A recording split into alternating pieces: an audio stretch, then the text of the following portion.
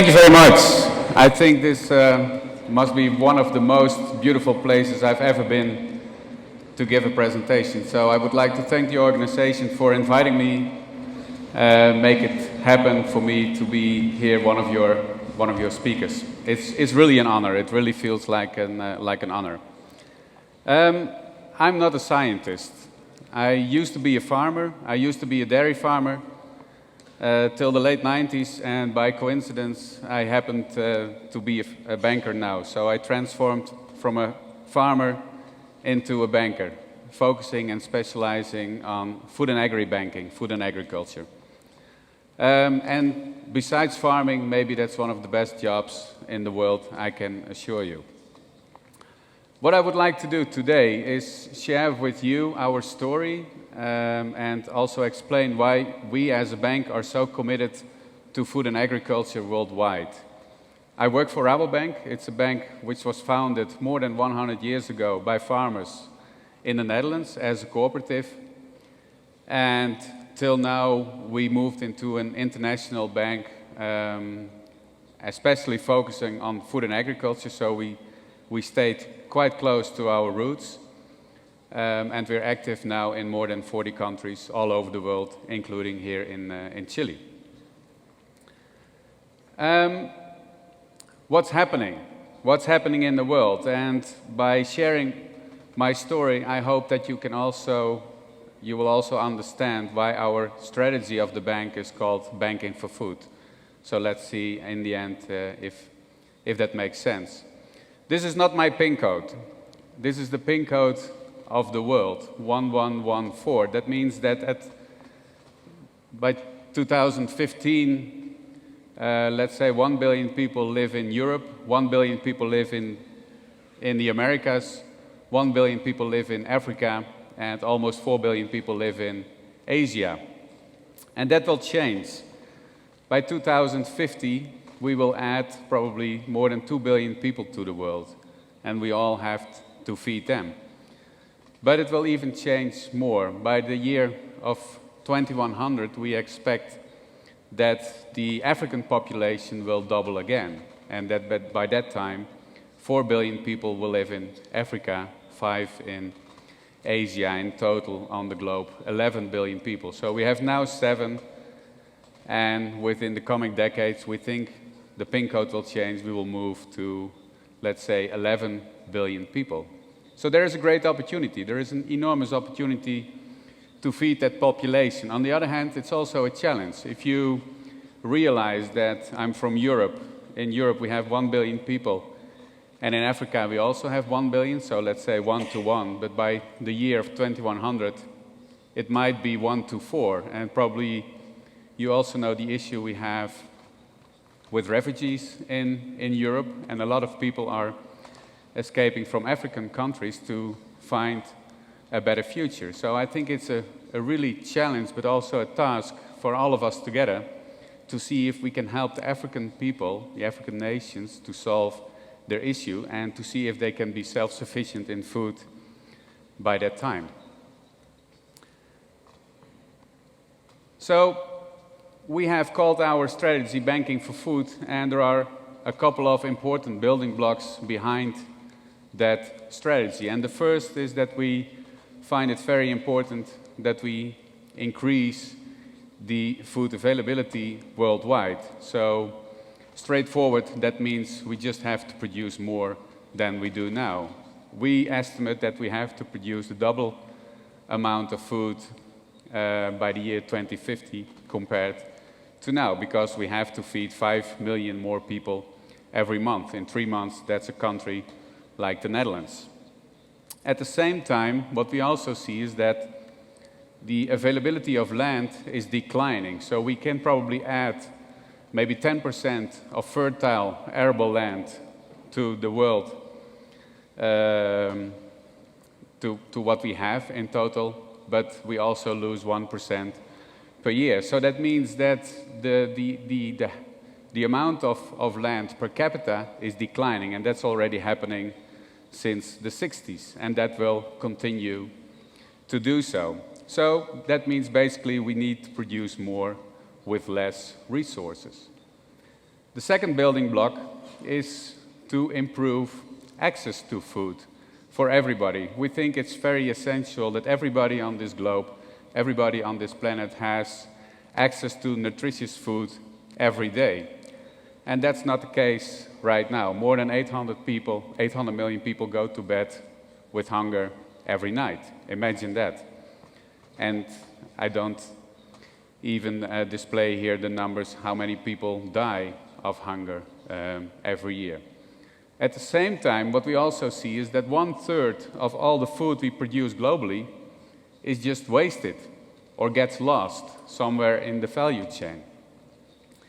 So basically, you could say maybe there is no problem. If we would have less waste, less loss, then we would be able to feed maybe 2 billion people. The amount of waste we have now worldwide is enough to feed 2 billion people.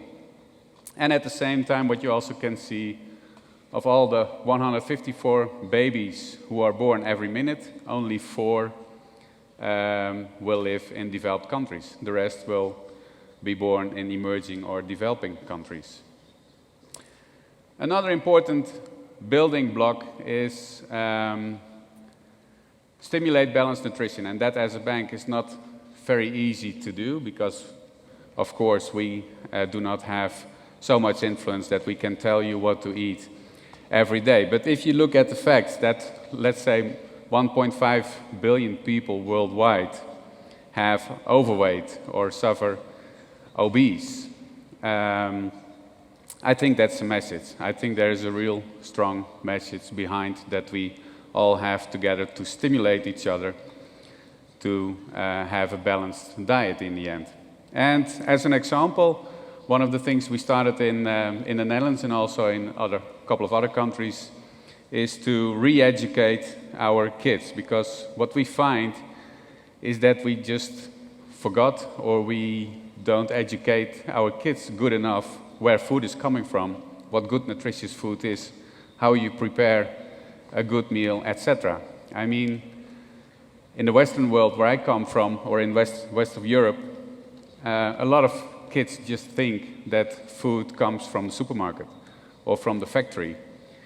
Even if you look how we teach children who farmers are, what farmers are doing, those are pictures of the 50s or the 60s. So that's a completely different picture which we are teaching to our kids today. So we think there is an important message for us, for everybody, to re-educate ourselves, but also to re-educate our children where food is coming from and that farmers are doing a good job. The fourth important building block is that we find it important to enhance the stability in the value chains. What we see now, because we're producing for a more demanding world instead of for an oversupplied world, there are more price spikes. And for some parties in the value chain, price spikes is interesting because they can make money out of it. But for a lot of people, and especially if you spend more than 50 or more than 75% of your income on food, and there is a price spike that has an immediate effect on their availability of food. So in the long run, we don't think volatility is good for everybody in the value chain. And also, if you look how returns are distributed in the value chain, it's uneven. The farm input suppliers, processors, retail, they're making a return on invested capital in a lot of countries between 15% and 20%. By average, farmers do not make more than 2% on return on invested capital. And it's that choice. Of course, that's that choice. It's part of the game. But since we're now producing for a demanding world, we don't think that that is sustainable in the long run. It cannot be that the farmers are facing the highest risk in the value chain and have the lowest return. We believe something has to change there. What we also see is that the number of farmers are declining, even here in Chile. What we also see is that in a lot of developed countries, the average age of farming is increasing quite rapidly. So in the red countries, that means that the average age is already above 55, even here in Chile. So there is something wrong. What I said is that being a food and agri banker is probably one of the most beautiful jobs in the world after being a farmer, but I think that's where it went wrong. Probably the image of farming is not so good, and I think we have to change that. And I'm also convinced we can change that. We have to share the good stories of the good farmers with society, with the people, that farming is a good job. Farming is not a dirty job. Farming is about producing food. It's about producing nutritious food. I mean, in the end, you only need a doctor once per year, but you need a farmer 3 times per day. So if we would be able to share those good stories, and we have an enormous amount of good stories, that farming is a good job, it's a complex job, it's a high-tech job, it's with a lot of computers these days, I'm quite sure we can attract a lot of new young talent, young people to the industry, and also to take over farms in the end. So is it all about producing more with less resources? I think that's partly true. Is it only about producing more sustainable?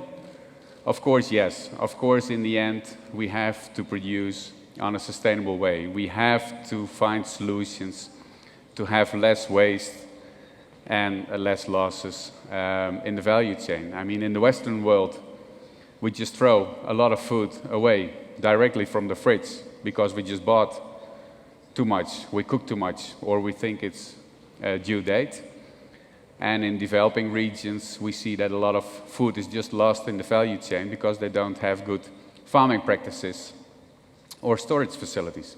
And we can bridge those gaps. I mean, we have the knowledge in some regions of the world, and we can just transfer that to other regions in the world. So it's all about being smarter. And I think this conference, the Conference of the Future, there are a lot of speeches about doing things smart, doing things with new technology, etc. And I think there's one important solution to the issue.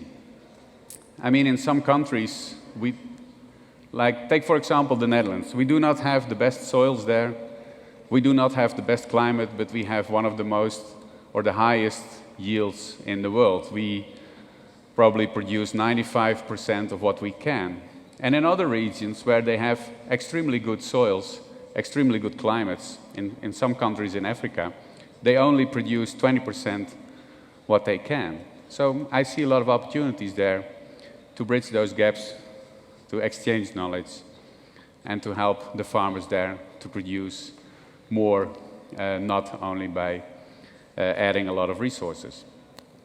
So coming back to our strategy, we think if you look at the building blocks of increasing food availability, improving access to food, stimulate balanced nutrition, enhancing stability, there is a social relevance for us, for the society, and there is of course also an economically attractive future there for us. But can we solve the food security issue on our own? Of course not. We have to work together. We have to work together with all the parties in the chain. But we can add something to that. We can add our networks. We are an international bank. We're active in more than 40 countries, what I said. We can open up our networks for our clients if they have an issue, if they have a question, if they have a problem. If we don't know the answer, we can just link them to someone in our network to see if he or she can help him. We can add our knowledge. We have more than 90 food and agri researchers all across the globe. We have more than 100, or we have hundreds of dedicated food and agri bankers with a food and agri background working all over the place. So combining that knowledge and then adding a financial solution to the question of our client, to what they want to achieve, I think that makes a complete picture. So it's not that we can solve it on our own, but we can add a lot of network, knowledge, and financing to the questions of our clients. So that's why we called our strategy Banking for Food. And let me just give you an example on the things we do. So if you look, for example, to Africa, it's the continent with the greatest need and the greatest potential. There are a lot of countries in Africa, they have excellent soils, they have excellent climate, but they're not able to produce enough food. Africa used to be a net exporter, but at the moment they import more than 20% of their food. In theory, they can be a net exporter. And also, if you look to the right bottom corner, you can also see that most of the fertile land which is not used in the world lies in Africa. So we see a lot of potential there. And one of the things we do is that we organize Global Farmers Masterclasses. So every year we invite, let's say, 50 leading farmers from all over the world to come to one place and to discuss all the relevant themes and issues and challenges we see in farming. And it's not only talking about the challenges or the issues, it's also talking about the solutions. And what we like to do is to hear the solutions from the farmers, because if they come up with a solution, it's, I think in 9 out of 10 situations, it's cheaper, it's more simple, and it's much more easy to implement. So if you would like to read the stories, we wrote a book, it's called Future Farming. You can order it. All the stories of the farmers are in there. And another example is that we took a group of these farmers to Zambia last summer to discuss with them the challenges and the issues we see in a country like Zambia. And that was really interesting. I mean, if you look what the world is doing since a couple of decades, it's sending a lot of aid money to Africa. But did it really help them? I don't know. If you look to Brazil, for example, they did not receive that much aid money as a continent of Africa did. But they transformed themselves into a huge net exporter of food and agri products. I believe Africa has that potential too. But we have to help them on the right way. And what we noticed is that it's not how we can help them to change from, let's say, from the Western world, but it's more how we have to change to help them. And what was an extremely good example is that farmers from Europe and the US and Australia, they found it pretty hard to make a good connection with the African farmers to bridge the gap. But the Latin American farmers, and especially also the Chilean farmers, found it much easier to bridge that gap than the rest. And I think it's really because also the African farmers, they have to go through the same stages as all the other farmers in the world did.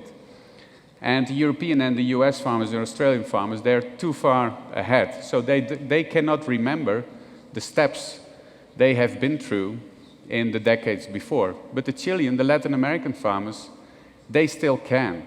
So I'm quite convinced that farmers from these regions can help African farmers to produce more on a sustainable way, to make really good use of their resources. So to sum up, in the end, it's all about being smarter. So it's about smart breeding, smart farming, big data, precision farming. Farming is really a sexy job. Farming is really high-tech. It's about smart packaging, and in the end, smart eating. So we are extremely committed for the long term to be in food and agri all across the world. We see a lot of challenges and opportunities in the world food security issue. We cannot do it alone, so we need everybody in the value chain to team up because it's a shared responsibility. Thank you very much.